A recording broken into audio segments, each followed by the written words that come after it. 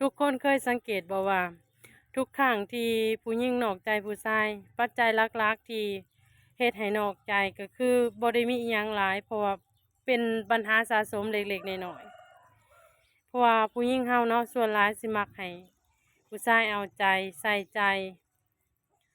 มื้อแรกเฮ็ดแนวใดก็อยากให้เป็นแนวนั้นแต่เมื่อเจ้าบ่ปฏิบัติแล้ว